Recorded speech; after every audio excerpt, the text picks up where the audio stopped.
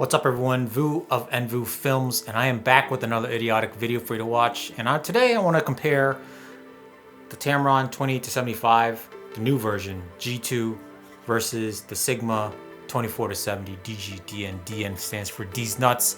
And of course these are both zoom lenses, and they're both quite good in terms of image quality, IQ, bokeh, whatever you want to pixel peep, whatever you want to nitpick about them. If you want a good quality lens in the image quality department, then both these lenses are fine. The key differences here is one is bigger, heavier, one is smaller, lighter. They're both very well built. I would still say the Sigma has like a little better feeling in terms of like metal feeling than the Tamron, but the Tamron is no slouch, especially compared to the previous version. This version feels a lot better. I like the ergonomics of it. I like the feel, size, weight, all those things into consideration. So what you sacrifice for the smaller weight, obviously this one is only 28 millimeters on the wide end.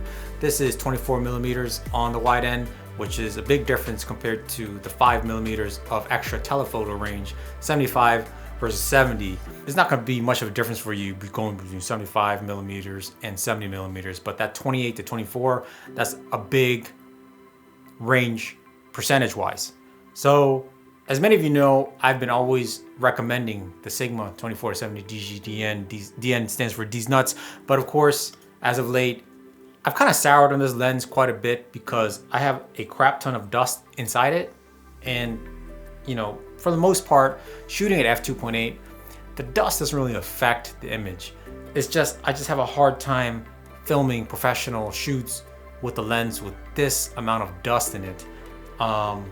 Especially in this price range of over $1,000.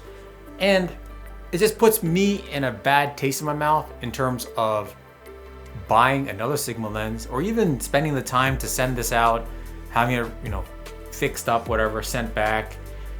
It's just a hassle. And I was in a market to just completely change the zoom range because I think it's important, even though my favorite, most used lens on most shoots is a 50 millimeter Sony G Master lens. It's always important to have a good zoom lens in your kit when you're shooting solo, when you're traveling light and you don't want to carry a bunch of lenses with you and you want a good range. You always want a zoom lens in your kit. And I kind of had a choice, right? I definitely didn't want another 24-70 DN. DN stands for D's Nuts lens because although the newer lenses are better at dust resistance, dust is still getting inside these lenses. And with that being said, I kind of ruled out the 28-70 Sigma because I've kind of lost my trust in Sigma with that regard. And Tamron seems to have a pretty decent track record. I have a 35-150 f2 to 2.8 lens from Tamron, and that build quality is fantastic. So I felt like the new 28-75 millimeter Tamron would be a good choice for me to replace this Sigma 24-70. I'm willing to sacrifice that 24 millimeters for lightness, compactness, and just overall easier to travel with. And in that regard, Tamron is definitely better than the Sigma in terms of lightness, travel, and all that stuff. So that's point one. Image quality, from what I've seen, other YouTube douchebags, and from what I've tested with the Tamron 20-75, version 2, obviously, the image quality is great. Everything is up to par in terms of Sony E-mount lenses today, especially with regards to zoom. The only question I had was the older Tamron 28-75. Biggest reason why I didn't like that lens was obviously the build quality felt kind of cheap. I didn't like that lengthy look of it. I didn't like the ergonomics, so I really appreciate the fact that they changed this up quite a bit. Now, the issue I really had was autofocus in bad light situations. Any lens in lighting like this, it's going to look good. It's going to work fine. But I found that when I was shooting events in low light with the old Tamron 28-75, it struggled quite a bit. Whereas the Sigma, I never had any problem shooting weddings, shooting dark wedding receptions with backlighting, etc. It always worked great. So it was important for me to know that the new 28-75 Tamron autofocus great regardless of what the lighting situation is. Any Sony E-mount lens can autofocus great in good lighting. Some struggle more in bad lighting, so that's one of the main things I want to test, which is what I did here. So overall, after doing all the testing, the Tamron stood up. It's matched the Sigma 2470 DGDN, no problem. It matched most other lenses that I have that I've tried from Sony in terms of autofocusing in bad lighting, and to me, it worked out solid.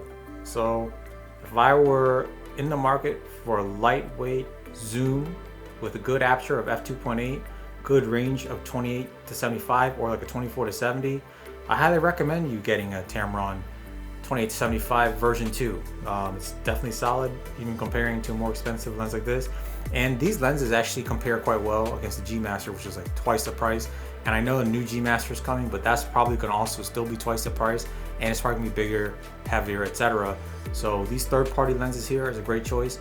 And to me, overall, if you're looking for a solid piece of glass, the Tamron 2875 version 2, you cannot go wrong compared to its competition. Of course, there's other lenses like I mentioned earlier, the 28 to 70 Sigma, and they have the new Samyang 24 to 70. Never tried it, and every time I've tried a Samyang lens, I didn't like it. Performance, autofocus, noise, things of that nature. But yeah, if you're looking for a recommendation, definitely go with Tamron 2075. And Sigma is also a good choice, but beware of obviously the dust issue. That being said, guys, thanks for watching. Like and subscribe to the video if you liked it. Until next time, lighten up. Hey man, you need more bokeh. No man, I think f1.8 is plenty. No man, that's not enough. You need to be in f1.2 or f1.4 at the most. That's way too much blur, like only the nose is in focus, bro. If you want to be filmic, cinematic, and be the best at storytelling, you need more bokeh. Alright, let me see what you mean. Let me show you. If you want to be the master, you need to know lighting, it track composition, it track audio, it track framing, it track the best is the shallow depth of field. The best is the bokeh. Masterclass on sale $199.